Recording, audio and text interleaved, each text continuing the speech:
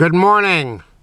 It's another fine broadcasting day with your host, David Lovins, which is my real name, by the way. The name Lovins comes from Russia, at least my version of it. It used to be Levinsky, and when my grandparents' family came through Ellis Island, they changed the name from Levinsky to Lovins. So now you know how I got the name Lovins. There's other branches of the name, one from England and somewhere else.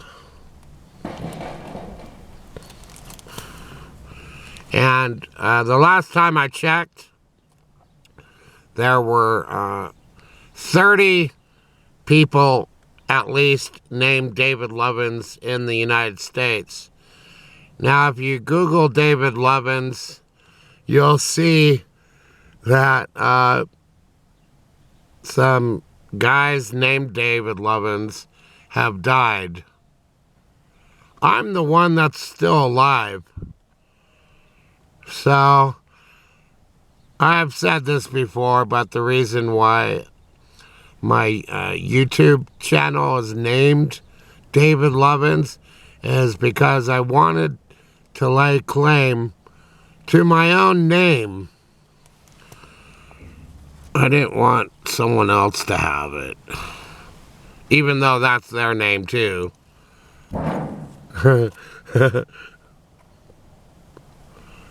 I wanted to be David Lovins. Okay. And some other people named David Lovins, they were kind of successful. But you know what? They're dead now. Okay. So there's the David Lovins thing. What's my middle name? Well, that will remain a mystery. There's too many identity thieves out there.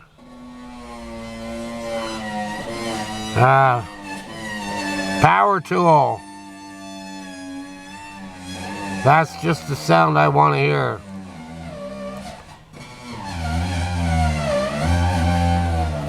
Okay. I can talk about David Lynch's Dune from 1984. I just saw that movie last night. It was available for free on YouTube. I don't think I've sat through that horrible mess for 20 years. You gotta love that sound. See, the world isn't just about me. There's other people and other things going on. Hey, here's my hand. Hands can be very expressive.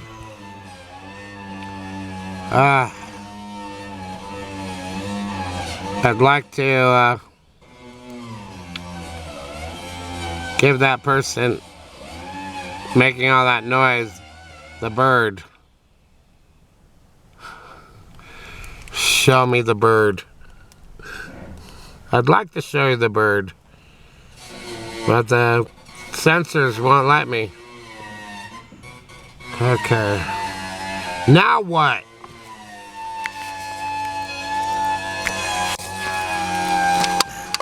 Well, this is a lot of fun.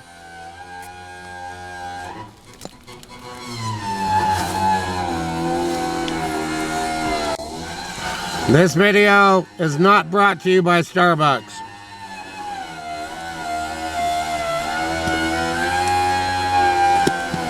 I just have some green tea in here. Or it could be black tea with milk. Ah, that's good. Okay. So I watched David Lynch's Dune. There are some good things about it.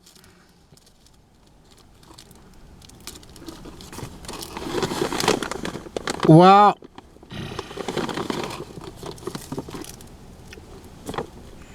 it has an amazing cast from a certain point of view. Sting's in it.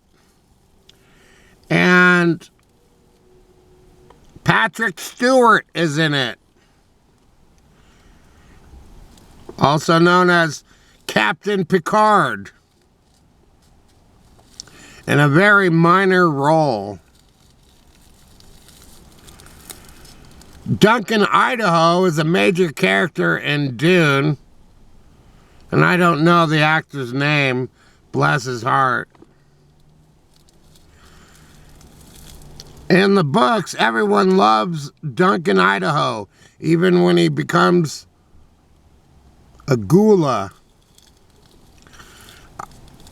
I don't know what it is about that character, but it's just endearing to millions of people. Duncan Idaho. Maybe people just love the name. Duncan, like Duncan Yo-Yos, and Idaho, my own private Idaho, by the B-52s, which is still a great song. Okay. So, when I first saw Dune in 1984 in Salt Lake City,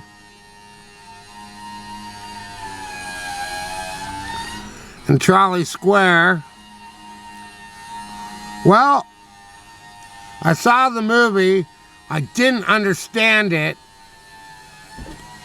and I went to see it again, and I still didn't understand it.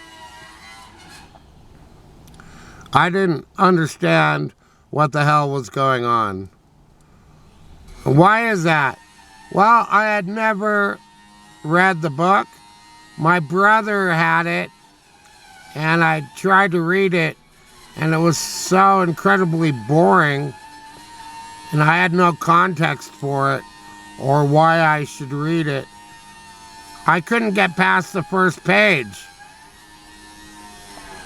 It seemed so boring, like it was a chore to read.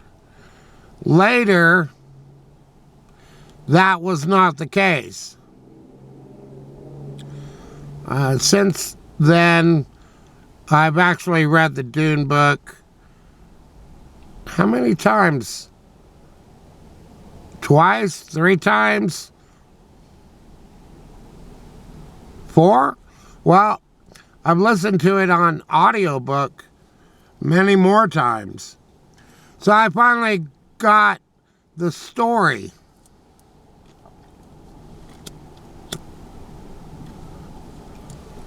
Okay, we're talking about Dune by David Lynch, 1984. Okay. I'm not really a great film analysis guy, but I've read about the production of Dune on Wikipedia. It was a nightmare. They were in Mexico. It was very hot.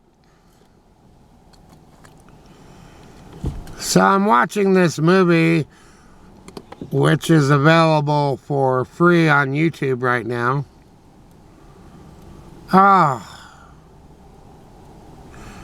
So let's split the movie into 3 acts, beginning, middle, and end. The first act. So I'm sitting there with fresh eyes, trying to watch David Lynch's Dune, and even though I knew the story, I couldn't tell what was going on. So the movie is a failure in storytelling. Okay, there's so much going on with this movie. And we took a break with an hour to go. I said, Amber, let's take a break. And she said, okay. So I was in my car thinking about the movie, and it became clear to me that it's not a sci-fi movie. It's a horror movie, like Frankenstein. Especially the scenes with the Baron Harkonnen, or Harkonnen. There are two ways to say it. Okay, he's a good character. And he's a good character in this movie, except it's so hard to look at his face with all the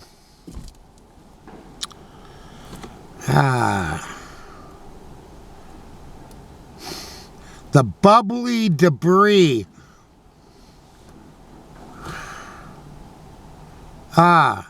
It's repulsive to look at. So I went to see Dune because I couldn't get through the book and I wanted to see the story of Dune. And the movie just doesn't give you that.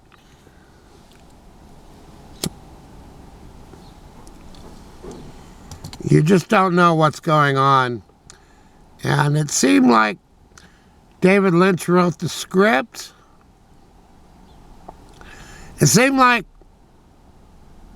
maybe he had read the book, and then the dialogue for the characters, he put it into his own movie speak. Whereas he could have just used lines from the novel.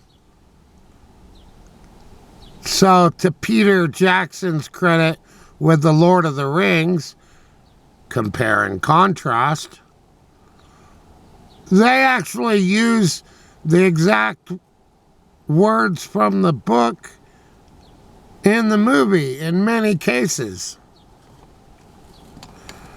And that's to Peter Jackson's credit. This is not the case with the Dune movie, where David Lynch has these sentences that are based on the book, and sometimes they are explanatory statements to the audience to try and tell them what the hell is going on. But even after you listen to those lines, you still don't know what the hell is going on. David Lynch was never a sci-fi person. He was a horror person. If you look at Eraserhead, it's a horror film. A descendant of Frankenstein. And he certainly applied this to Dune. When you read the Dune book or hear the audio book,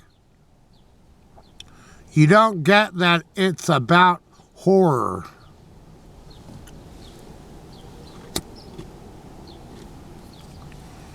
David Lynch was a chain smoker. He managed to quit the last 2 years of his life.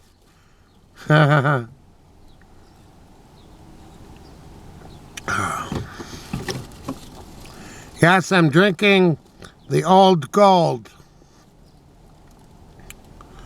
So, Dune is a mess. Sting's in it. Man, when they looked at this movie on paper, they must have said, what could go wrong? Look at this cast. We got all the money to make all the special effects that we could ever need.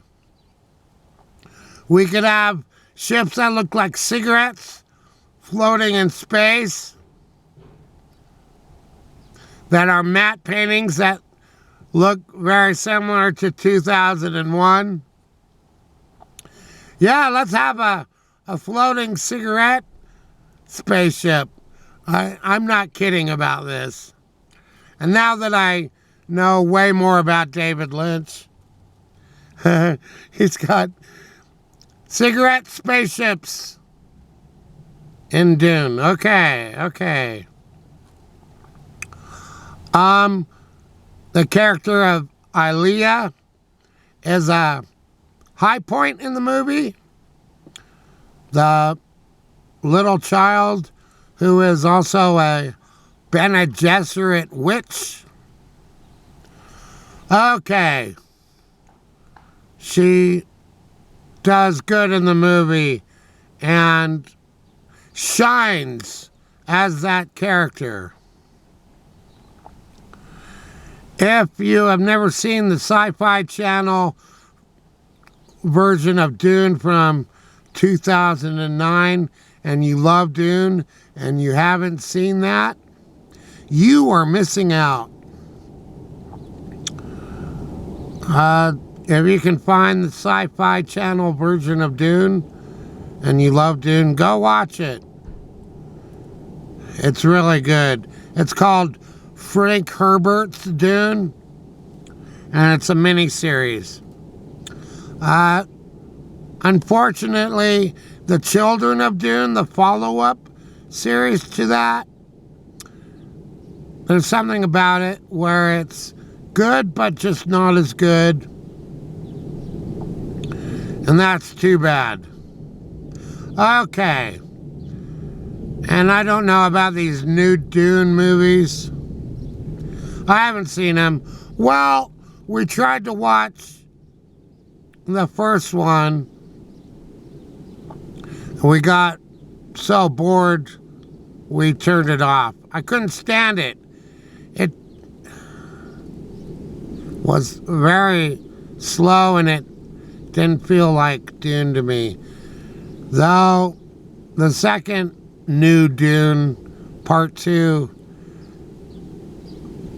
I hear is better. Okay. But that first one was a slow bore. How can the second one be better? I don't know. I haven't seen it. So would I sit through the new Dune? Oh my God, you'd have to tie me to the chair. Okay. So I'm 17. I had never read the book Dune. I couldn't get through it. It was too hard for me to understand. I couldn't figure out why I would sit there and read that book when I could be doing so many other things, like throwing a tennis ball against the garage door, pretending I was a baseball pitcher.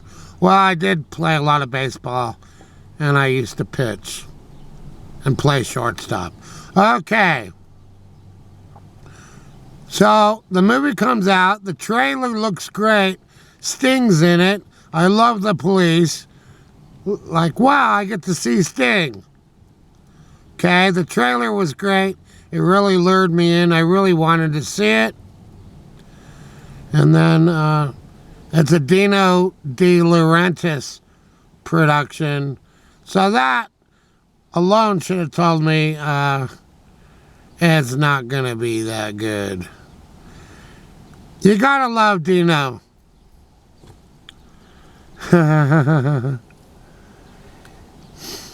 He redid King Kong and Flash Gordon, right? Okay. But this Dune, the only thing good that happened out of it is it got the ball rolling for the theatrical release of Dune so that more people would know about it, and it kept the Dune franchise alive and put the movie Dune in the public consciousness and gave people nightmares for years to come involving the fat Baron Harkonnen and surgery. It's scary stuff. And I don't like it. Okay. So I could spend this whole half hour talking about Dune. What's good about it? I like the computer effects. Well,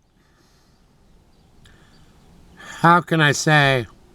Now that I look at it, I liked it when I first saw it, but the shield technology that Paul Atreides uses, it's kind of rough to look at, because once the shield is on, it's hard to see the figures. So my biggest problem with the movie is it's just not good storytelling. And if you read or listen to the opening dialogue by the Princess Irulan, in the book it's really good. But David Lynch didn't use that dialogue. He wrote a shortened, brief version of it, which doesn't explain the story. And you got this pretty girl face in outer space. In the Dune miniseries, they handle it much better. But it's kind of an iconic image of the Princess Irulan's head in outer space giving the opening monologue to David Lynch's Dune.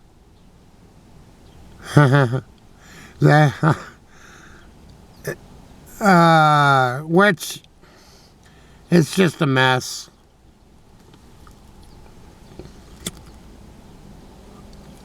They should have called this movie Doom, because it's really scary. People die. Then they spend millions of dollars on these extensive sets that only appear for 3 seconds in the movie. It was a big budget movie. And it didn't do well in the theaters. It made its money back through home video release and replays. But it's just a chore to watch. I just want to see the story. And it doesn't really deliver. It's confusing. So I don't know why David Lynch agreed to do this movie when he's a horror guy and not a sci-fi guy. Well, it was a job maybe to him. And it was a big paycheck, I guess. And the movie flopped. And that's too bad. I'm just checking to see if the camera is still running. Okay, I'm at 23 minutes.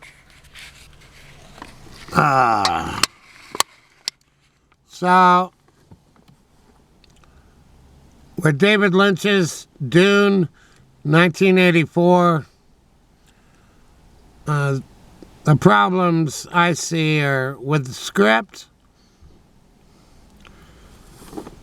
The dialogue is not from the book, it's all rewritten. Frank Herbert was a genius. Well, he was really good at English and a hard worker to bring Dune to life. Originally Dune was like Lord of the Rings, written as one book over 1,000 pages. and the publishing company split it into 3 books: Dune, Dune Messiah, and Children of Dune. Those 3 books are actually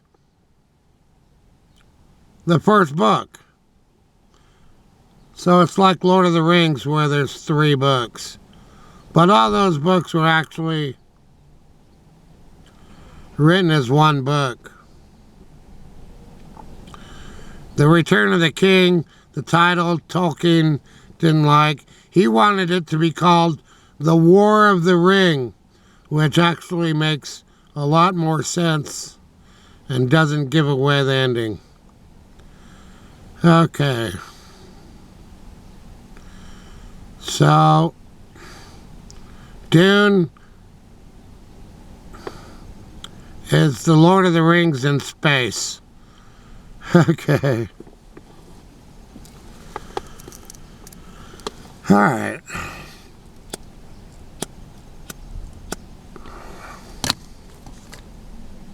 Bum, bum, bum.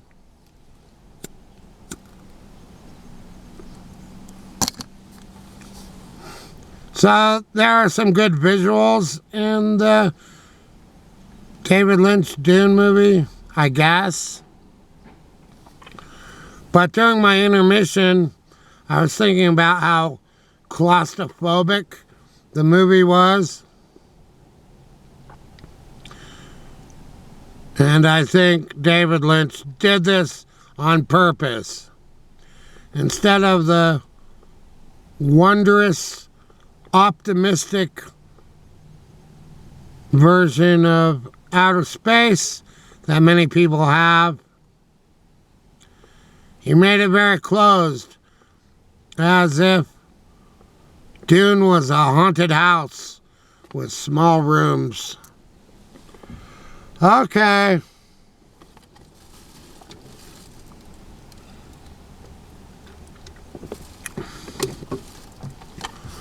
So it was great to see the movie again,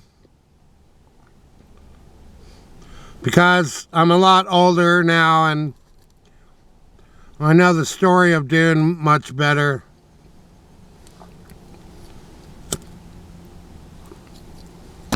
So I could see with clear eyes why David Lynch's Dune was a complete disaster and a mess. But if you like horror movies, go watch this. It's a horror movie. It's scary.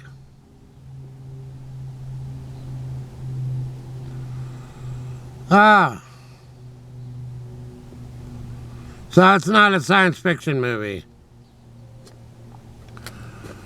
And it was supposed to be a science fiction movie.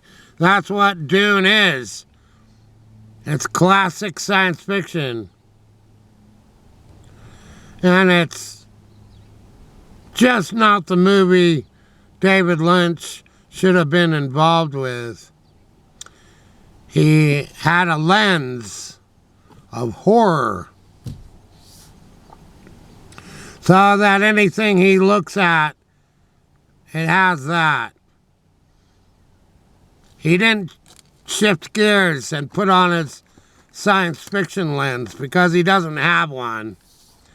Following Dune, he made Blue Velvet. So he never got to work on a large budget film ever again. And he ended up doing more with less money.